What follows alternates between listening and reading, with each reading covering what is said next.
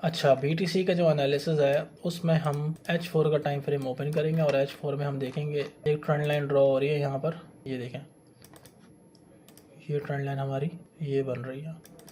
तो फिलहाल अगर हम चले जाते हैं H1 के अंदर, ये भी आपने H4 के अंदर ट्रेंड लाइन ड्रॉ करनी है और साथ साथ आप ये क्या काम करेगा, ये इसी ट्रेंड लाइन के ऊपर नीचे ये घूमता रहेगा।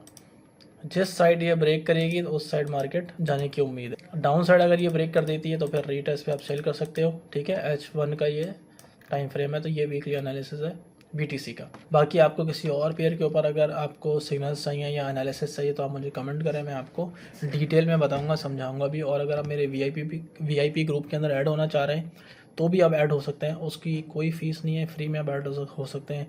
रेफरल लिंक से अकाउंट बनाना है और आप उसके अंदर ऐड हो जाएंगे। आपके लिए इतनी आसानी मैं कर दूंगा कि आपको ये पता चल जाएगा कि ट्रेड करनी किस जगह है। जब आपको ये पता चल जाएगा कि ट्रेड कहाँ करनी है तो आराम से आप ट्रेड कर सकते हैं।